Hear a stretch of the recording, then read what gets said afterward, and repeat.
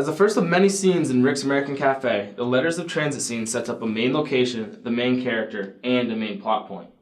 The significance made it an obvious candidate for analysis.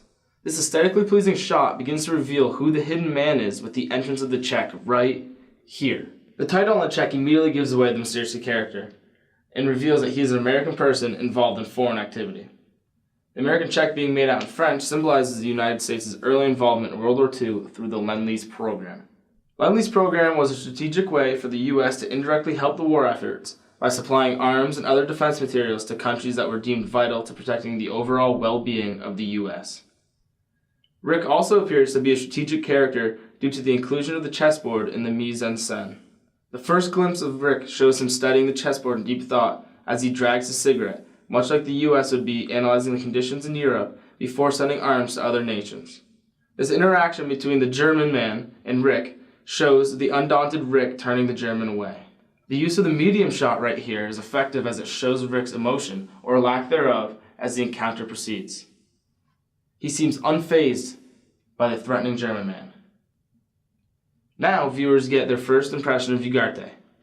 The proximity of Ugarte to Rick as they talk suggests that the two are some sort of acquaintances.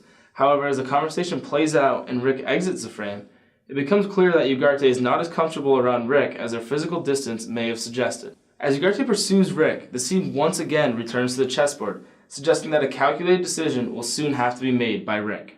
Thank you. Will you have a drink with me, please? No. Oh, I forgot you never drink with any... I'll have another, please. Yes, monsieur. You despise me, don't you? Well, if I gave you any thought, I probably would. Ugarte's characterization that Rick doesn't drink with anyone is symbolic of the United States' general isolation from the rest of the world. The nation doesn't like to rely too much on others, but will cooperate when it benefits them and the rest of the world.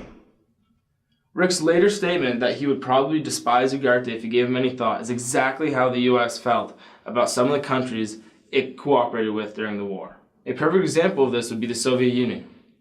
The communist nation, responsible for the death of millions of its own citizens, received arms from the U.S. to help them fight the Nazis. The U.S., like Rick, overlooked the blatant character flaws of their business partners to achieve their goal. Notice how the director decides to include Rick holding the chess piece at this moment. This goes back to the strategic characterization of Rick. He has to decide what his next move is. Will he risk his own safety? Will he expend his own resources? Will he do all this just to help Ugarte?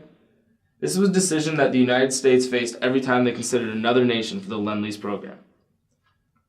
Will you keep these for me, please? For how long? Oh, perhaps an hour, perhaps a little longer. I don't want them here overnight. Don't be afraid of that. Please keep them for me. Thank you. I knew I could trust you.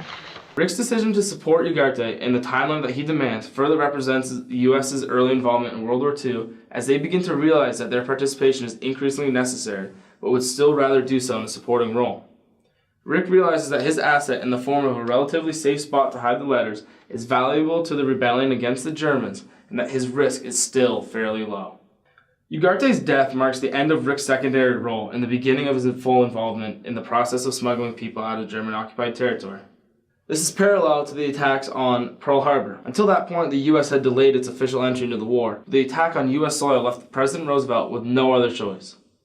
Both Rick and the United States felt an obligation to advance their involvement in their respective conflicts.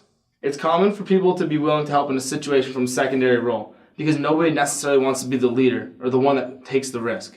However, when push comes to shove, character is revealed based on who is willing to step up and fight unconditionally for what they believe in. Both the U.S. and Rick expose their positive character by doing exactly that.